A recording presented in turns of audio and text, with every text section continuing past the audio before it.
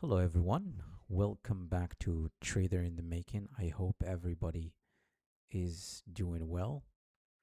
So, we're doing a trade review for today, August 11, 2026.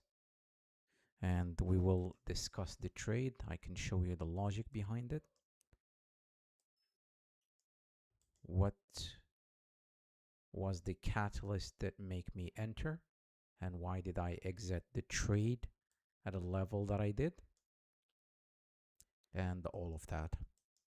So let's go back to the daily chart and I can tell you what I was expecting here. So, like I said before, if you have been watching the lives that I'm making in this channel, the commentaries, the teachings, and all of that, I'm not going to go back and talk about everything that I talked about in these teachings, but I want to focus right here on this level, this daily busy right here. So based on the weekly close, based on the levels that would hit during this retracement, based on the close on Wednesday and Thursday last week, all right, the expectation is that we are still gonna want higher prices, and we will see tomorrow is CPI, so we'll see how we trade tomorrow. But you can see that price is held above these range, which is this daily busy right here that was formed on Tuesday. This price run last week, Monday and Tuesday. So we had a little bit of a retracement on Wednesday after we ticked. Now this is the CFDs. It shows you that we it shows you more price movement here than if we actually look at the real contract, future contracts. Obviously, in Morocco, you cannot do that. You can only trade CFDs. So that's the instrument that we are operating under. And there's a slight differences in price. You can see if I go to NQ and NQ, this one, you can see this is that daily busy that I talked about, and you can see how price is staying above it. You can see that Wednesday just ticked into that level and broke lower from there, right? In the CFDs, it shows like more run.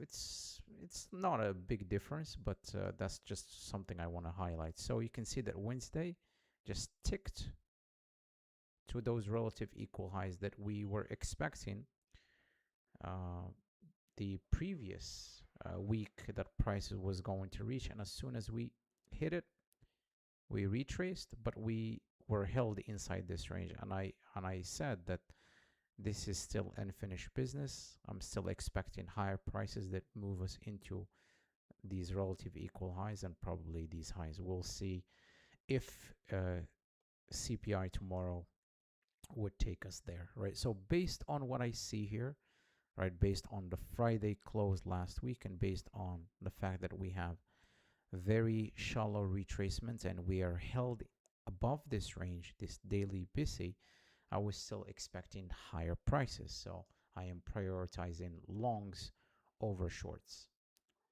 And that was the trade on today.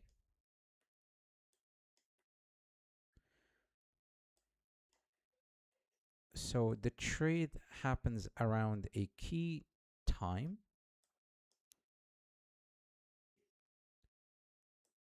So we made this low on Monday. This is the low that we made on Monday, okay, yesterday. And you can see how price traded overnight higher and then was gravitating, you know, to this inefficiency right here. You can see that we traded into that inefficiency right here and we reacted from that level, right? So that was a retracement that took us back into this inefficiency that was formed during Asian session. We retrace into it and we went back up and we took the Asian high right here. And I want to show you something really cool. Just stay with me. So this was our target right here, this Asian high, all right, that was formed overnight on Monday, right? So you can see that price was dropping, and when it gets to this inefficiency right here, right, I can show you. So that you can really see it. I want you to look at this one. During this run,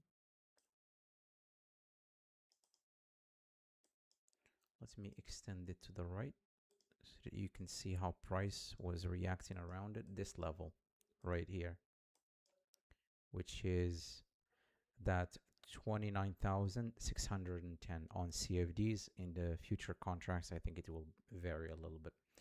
All right, so you can see how price overnight, and you can see that this happened around a macro time.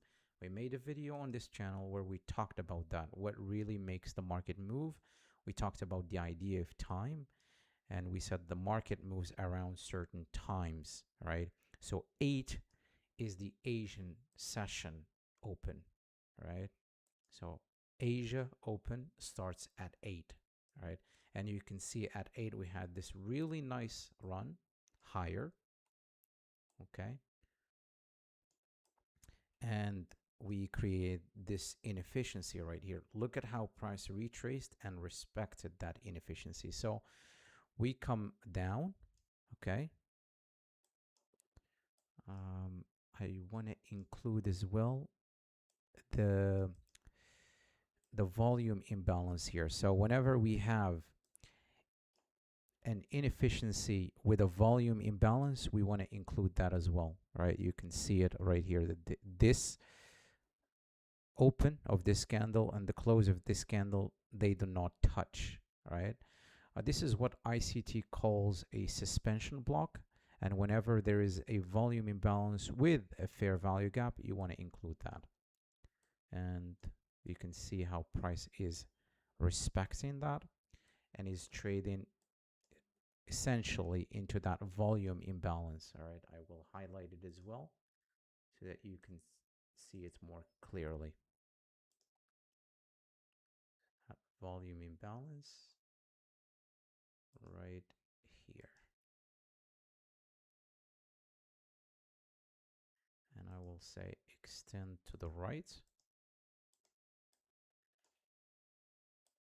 And look at that, price didn't even get to it, right? Okay, so that's very good. Returning to this inefficiency, right?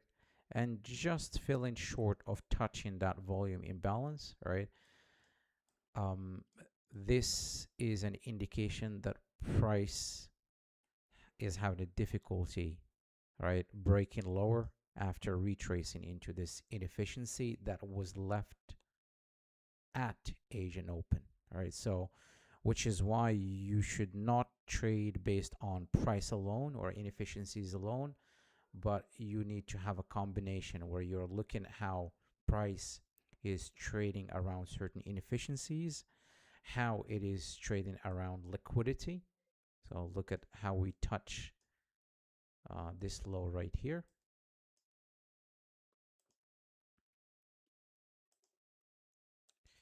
And we respected this high right here after breaking it. You can see how price is staying right above this high. So this is like acting like an order block, right here. Okay. And you should look at how price is trading around inefficiencies and how price is gravitating towards certain liquidity levels, liquidity pools. And then you have to incorporate the idea of time, right? This move started at 8 Asian Open. Look at how we traded all the way back to that inefficiency. We take this low, we stayed inside this suspension block, right? And we stayed above this high. So that for me was an indication that price was going to move higher from there. And let me show you the business. That was my entry.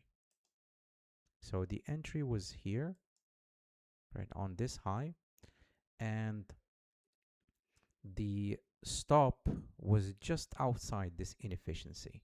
All right, so it was a very, very tight stop. And our target was that Asian high. So this is the high that was made during midnight, right?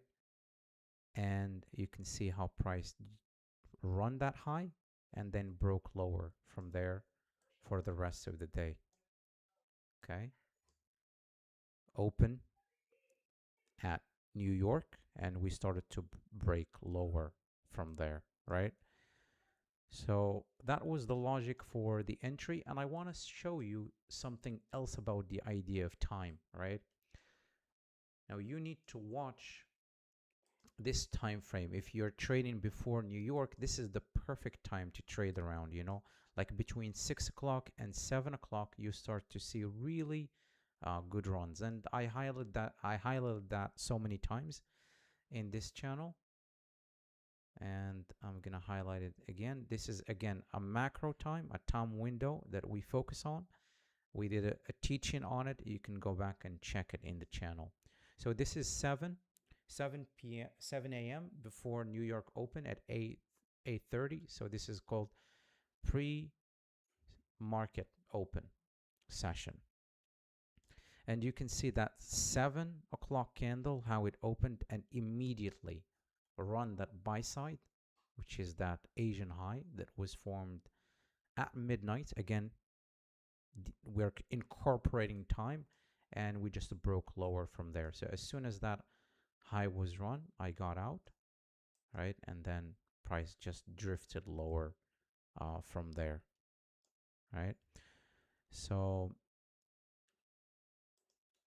look also how after moving higher, so we made this high, low, and higher high. So this is what this right here is, a breaker block, and I want to highlight it for you so that you can see right here.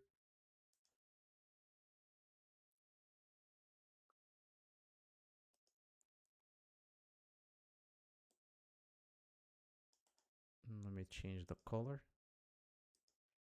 So this is a breaker block, and when I entered, I want price to stay, to respect it, all right? And the last line of defense for me to hold the trade was this inefficiency, right here. After breaking this high, right, I was expecting that price to respect this inefficiency, and if we do, that would move us higher to this high, this short-term high right here, and I want to see price pierce it and holds above it. So that gave me the belief that we are still gonna go and run this Asian high, right here. So you can see that you don't need any fancy indicators, or I don't know, footprints or Elliott waves or the DOM or watching orders. Exactly, this is the real order flow. You just need to pay attention to how the candles print, how they are trading around certain inefficiencies and liquidity pools, and you need to incorporate the idea of time, right? Time. And you can see all the business right here. So that's pretty much it. I don't want to make this video long. If you want me to make more detailed teachings about how price gravitates to liquidity and generates liquidity as it is moving to certain targets, and how price trades around certain inefficiencies, and why I trust certain inefficiencies than others. I don't just look at, well, this is a fair value gap, so price must respect it. There's a rhyme and reason why price should respect a certain inefficiency over another, right? And it comes by blending the idea of time, inefficiencies, and liquidity. And if you want me to make a video on that and I can show you real examples of that in the price, let me know in the comment and I will gladly do so. So that's pretty much it, guys. Until next time, take care of yourself.